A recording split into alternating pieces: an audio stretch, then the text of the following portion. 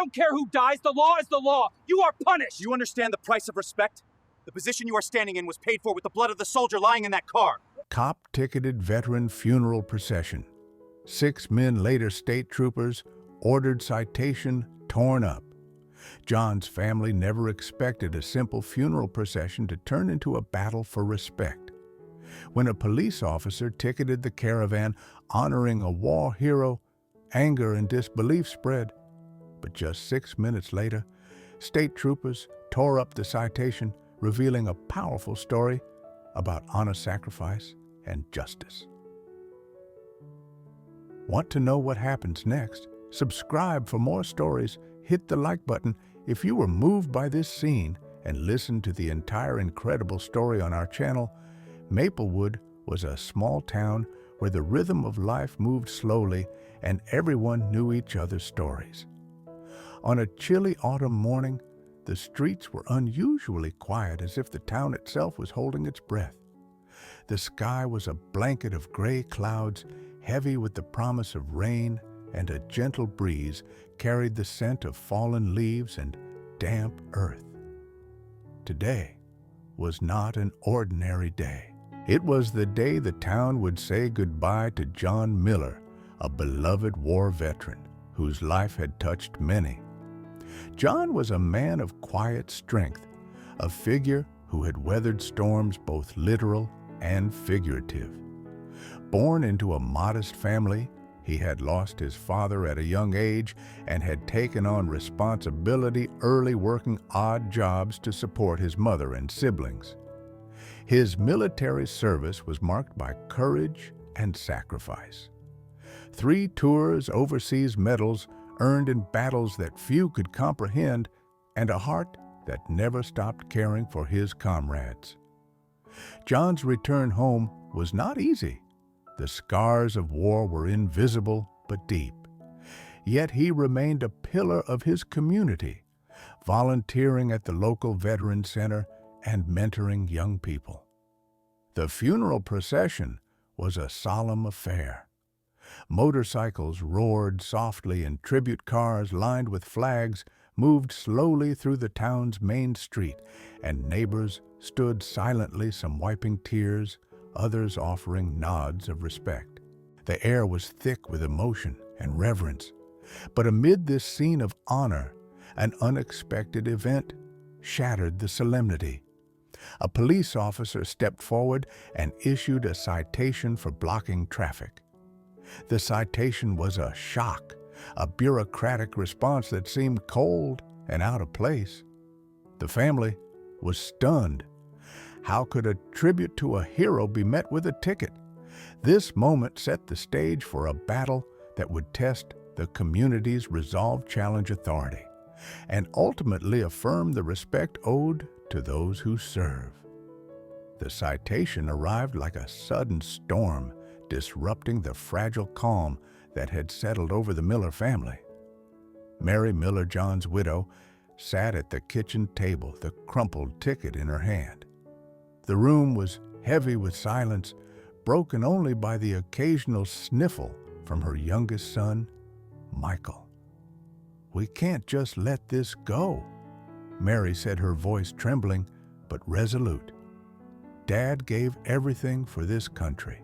How can they treat his funeral like a traffic violation?" Her eldest son, David, nodded firmly. "We have to fight this. It's not just about the ticket. It's about respect for Dad and for every veteran." The family gathered their closest friends and began to plan. They reached out to the local Veterans Association, who immediately offered support and guidance. The association's president, a retired colonel named Frank Harris, was quick to see the bigger picture. "This isn't just about one citation," Frank said during their first meeting. "It's about setting a precedent. We owe it to all our brothers and sisters in arms to make sure their final honors are never interrupted." Together, they drafted a plan. The first step was to appeal the citation formally. The second was to raise public awareness about the importance of respecting funeral processions, especially those honoring veterans. And finally, they aimed to push for policy changes within the local police department to prevent such incidents from happening again. Mary took the lead in arranging a meeting with the police chief. She wanted to speak directly to explain the significance of the procession and the pain the citation caused. When the day came, she stood in the police station's conference room, her hands clasped tightly. John Miller was more than a veteran. She said, her voice steady, despite the emotion beneath.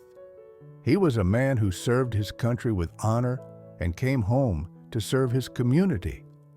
This procession was our way of saying goodbye. Issuing a citation felt like a slap in the face. The police chief listened carefully, but remained firm. I understand your feelings, Mrs. Miller, but blocking traffic is a violation of the law. We have to enforce the rules equally. Mary felt a pang of frustration, but refused to back down. I'm not asking for special treatment. I'm asking for respect for the sacrifices made.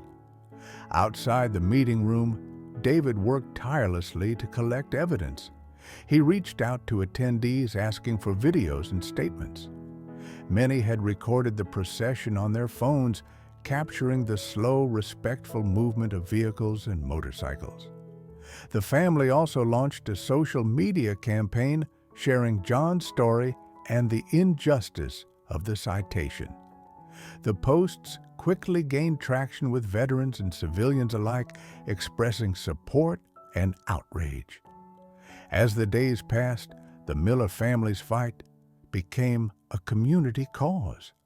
Local businesses displayed signs of solidarity, and neighbors organized small gatherings to honor John's memory. Though the police department initially stood firm, the growing public pressure began to shift attitudes. The family was invited to meet again with law enforcement officials, this time with representatives from the Veterans Association. The meeting was tense but hopeful. The officers acknowledged the emotional weight of funeral processions and expressed willingness to review policies. Meanwhile, the family prepared for a formal hearing to contest the citation. They gathered letters of support from fellow veterans, community leaders, and local politicians. The journey was just beginning, but Mary and her family felt a renewed sense of purpose. They were no longer just fighting a ticket. They were fighting for dignity, respect, and the honor of every veteran. The Miller family's fight against the citation quickly grew beyond their small living room and the quiet streets of Maplewood. What began as a personal grievance soon transformed into a community-wide movement. David's social media campaign, launched with a simple post sharing the injustice, gained unexpected momentum. The story of John Miller, a humble war hero whose funeral procession was halted by a police citation, resonated with veterans, families, and strangers across the country. Mary found herself reading messages of support late into the night. Some were from veterans who had faced similar disrespect, others from civilians who admired the family's courage. "Thank you for standing up for our heroes," one message read. Another said, "This isn't just about a ticket, it's about respect and dignity." These words became a source of strength for Mary, reminding her that their fight was bigger than just their family. Local news stations soon caught wind of the story. Reporters arrived at the Miller home, eager to hear Mary's account and share John's legacy with a wider audience. The interviews were emotional but powerful. Mary spoke candidly about her husband's sacrifices, the pain of losing him, and the shock of receiving a citation during his funeral. She described John's quiet humility, his dedication to his country, and the community's deep respect for him. The community responded with overwhelming solidarity. Local businesses displayed signs reading, "Honor our veterans and neighbors," organized memorial rides through the town. Motorcycles and cars adorned with flags and banners filled the streets, not in protest, but in tribute. The rides were peaceful, a visible reminder that veterans deserved honor, not tickets. The story caught the attention of state troopers who began reviewing the case. After careful examination, they reached out to the Miller family, expressing sympathy and a willingness to intervene. This was a turning point. The family felt a cautious optimism, knowing that their fight might lead to real change. Meanwhile, the Millers prepared meticulously for the upcoming formal hearing. Letters poured in from fellow veterans, community leaders, and local politicians, all urging the police department to reconsider the citation. The family also gathered testimonies from those who had attended the funeral, many recounting the solemnity and respectfulness of the procession. Despite the growing support, tensions remained high. The police department was cautious, balancing public pressure with internal policies. Mary and David attended meetings with law enforcement officials, advocating for change and emphasizing the importance of honoring veterans. They spoke not just for John, but for all who had served and deserved dignity in death. During one meeting, a young officer spoke up. "I didn't realize how much this meant to the community," he said quietly. "We need to do better." Mary saw this as a hopeful sign.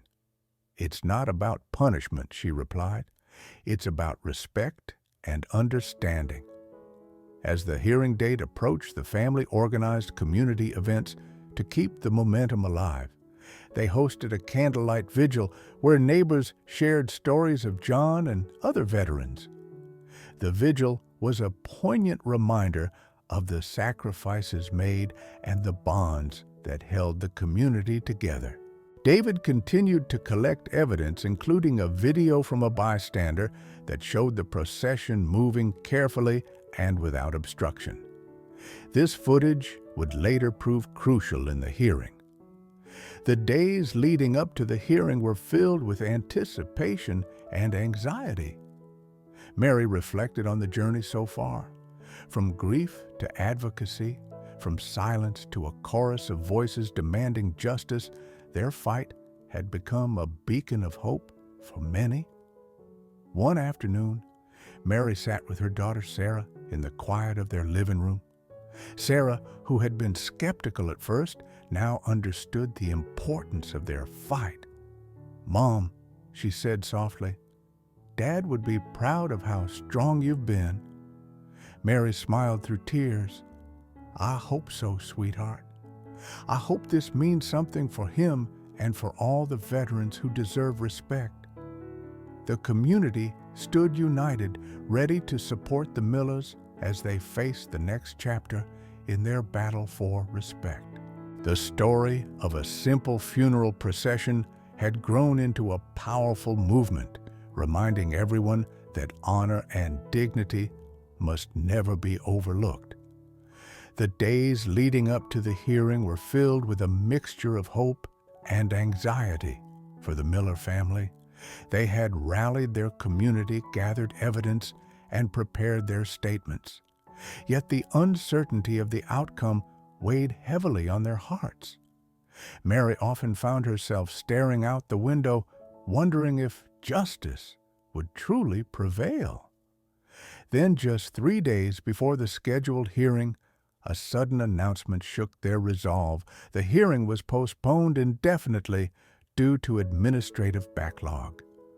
The news hit like a punch to the gut.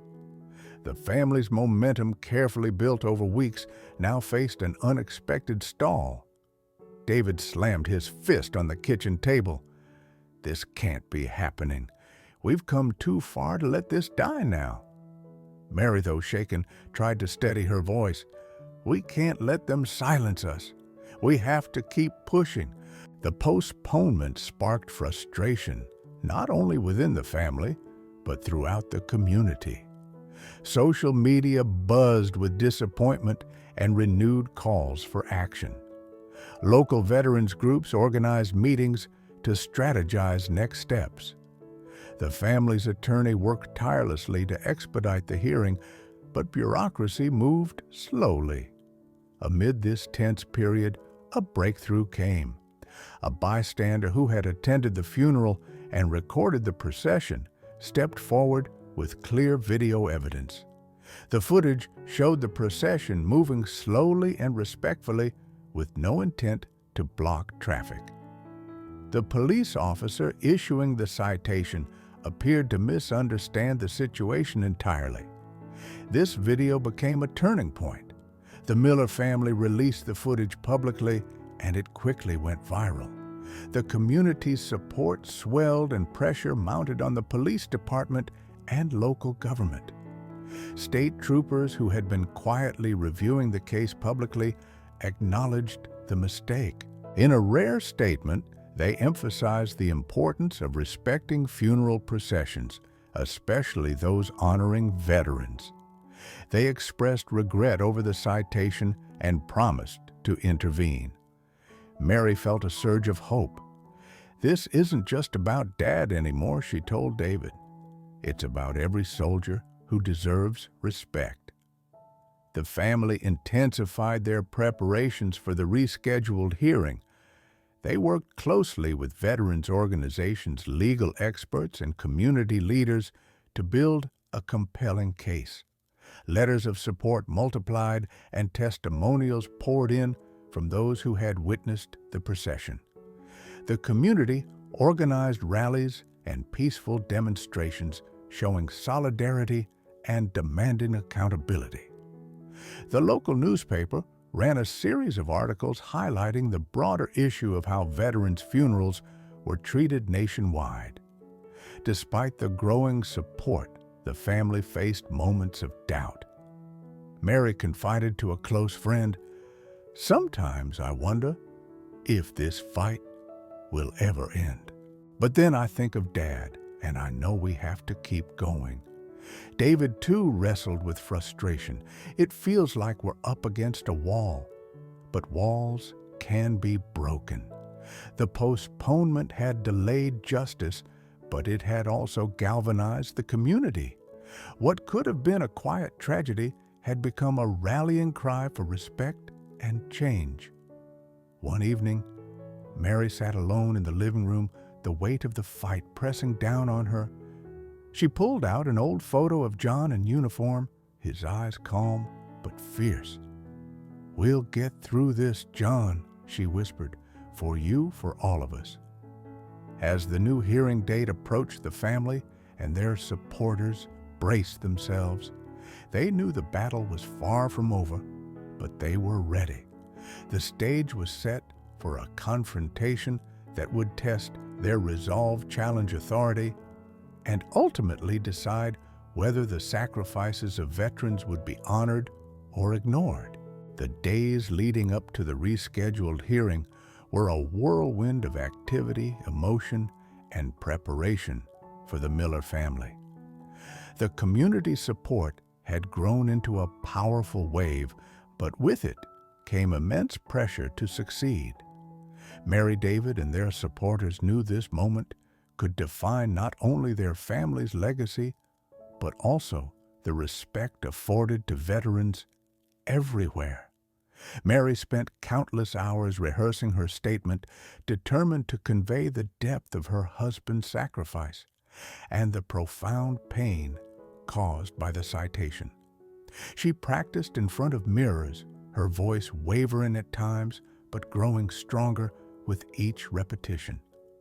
Sometimes her hands trembled as she clutched the notes, but she reminded herself that this was more than a personal fight. It was a stand for dignity and honor. David coordinated with veterans groups and legal advisors, ensuring every detail was covered. He reviewed the video footage repeatedly, checking for clarity and impact. He also organized community members who planned to attend the hearing, hoping their presence would underscore the widespread support. The night before the hearing, the family gathered in their living room for a quiet moment of reflection. Mary held John's old military jacket, the fabric worn but heavy with memories. "Tomorrow," she said softly, "we fight for Dad, for all the veterans who deserve honor. This is our chance to make a difference." Her daughter Sarah nodded solemnly. "Dad would be so proud of you, Mom. We all are." The atmosphere was thick with anticipation and a touch of fear. None of them knew exactly what to expect, but they were united in purpose. The hearing room was packed the next morning. Veterans and uniformed community members, local leaders, and media filled every seat. The atmosphere was tense but hopeful. Mary's heart pounded as she took her place at the podium, the weight of the moment pressing down on her. The hearing began with the presentation of evidence. David's video footage played on a large screen showing the procession moving respectfully with no intent to block traffic.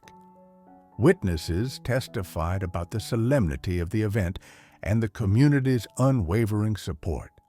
Each testimony added layers of credibility and emotion, painting a vivid picture of a town united in respect. Mary's turn came. She stepped forward, her voice steady, despite the flood of emotions beneath. "My husband was a man of honor who served his country with courage and humility," she began. This citation was not just a piece of paper. It was a wound to his memory and to all who respect sacrifice. "We are here today to ask not for special treatment, but for understanding and respect for those who have given everything." Her words echoed through the room, touching many hearts. Some eyes glistened with tears, others nodded in solemn agreement. The lead state trooper then took the stand. He spoke with sincerity, acknowledging the mistake in issuing the citation and expressing deep regret. "We recognize the importance of funeral processions, especially those honoring veterans. This incident has highlighted areas where we must improve, and we are committed to ensuring this does not happen again." The room was silent as he reached into his folder and pulled out the citation. With a deliberate motion, he tore it in half. The sound of paper ripping was met with a wave of applause and cheers. Tears streamed down Mary's face as relief and gratitude washed over her. "This victory is for Dad," she whispered, "and for every veteran who deserves respect." The family embraced their journey of grief, transformed into one of triumph. The hearing marked not just the end of a legal battle, but the beginning of a renewed commitment to honor those who serve. In the days that followed, the story continued to inspire. Local law enforcement announced new policies to protect funeral processions, ensuring that citations would no longer be issued in such circumstances. Veterans organizations praised the outcome as a step forward in recognizing sacrifice and dignity. Mary and David received countless messages of thanks from families who had faced similar struggles. The community of Maplewood came together united by the power of respect and justice. Mary found solace in quiet moments, often visiting John's grave. She would lay fresh flowers and whisper, "We did it, Dad. Your honor lives on." These moments reminded her that their fight had meaning far beyond the courtroom. David, too, felt a renewed sense of purpose. "This isn't just about one citation," he said during a community event. "It's about standing up for what's right for every veteran who deserves to be honored." The family's journey had been long and difficult, but it had forged bonds stronger than they ever imagined. They had turned grief into action, pain into progress. As Mary looked out over a crowd gathered for a memorial ride in John's honor, she knew their fight had made a difference. The roar of motorcycles and the flutter of flags were more than symbols. They were a testament to the enduring spirit of those who serve and the communities that cherish them. This chapter closed with hope and healing, a testament to the strength of family community and the enduring legacy of those who serve. The overturned citation was more than just a legal victory for the Miller family. It was a powerful symbol of respect restored. The moment the ticket was torn up marked a turning point not only for Mary and her children, but for the entire Maplewood community. Immediately following the hearing, local law enforcement announced new policies designed to protect funeral processions, especially those honoring veterans. Officers received additional training on the significance of these events, ensuring that such a misunderstanding would never happen again. The police chief publicly apologized to the Miller family and pledged ongoing support for veteran causes. The story of John Miller's funeral procession and the family's fight for justice spread beyond Maplewood. Veterans organizations across the state praised the outcome as a meaningful step forward in recognizing the sacrifices made by those who serve. The case sparked conversations nationwide about how communities honor their heroes and the importance of empathy in law enforcement. For Mary, the victory brought a profound sense of closure and healing. She often visited John's grave, where she would lay fresh flowers and quietly reflect on the journey they had endured. "We did it, Dad," she whispered one afternoon. "Your honor lives on, not just in us, but in everyone who stands up for what's right." David found new purpose in advocacy, joining local veterans groups to help families facing similar struggles. The experience had transformed him, turning grief into action and inspiring him to ensure no other family would face what they had. The community of Maplewood remained united, their bonds strengthened by the shared fight for respect and dignity. Memorial rides continued, now celebrated as annual events honoring all veterans, a living tribute to John Miller's legacy. In the quiet moments, Mary would sometimes recall the day the citation was issued, the shock, the pain, and then the overwhelming support that followed. It was a reminder that even in the darkest times, courage and community could triumph. The story of the ticket that was torn up became more than a headline. It became a testament to the enduring spirit of those who serve and the power of standing together to honor their sacrifice. The incident serves as a powerful reminder that true authority is rooted not in the rigid enforcement of rules, but in wisdom, compassion, and sound judgment. Officer Johnson's adherence to the letter of the law while ignoring the clear context of human grief and solemn respect highlights a dangerous flaw in any system bureaucracy without a soul. He saw only a traffic violation, not a sacred final journey. In contrast, the actions of Colonel Harrison and Sergeant Callahan underscore a more profound understanding of duty. They recognized that some moments transcend petty regulations.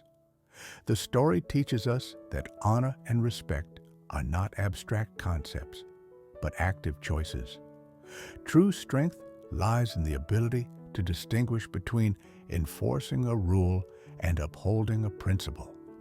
Ultimately, the most important laws are not those written in a code book, but those written on the human heart: empathy, decency, and reverence for those who have served. It is a lesson that compassion must always temper authority, ensuring that our shared humanity is the standard by which we measure all actions.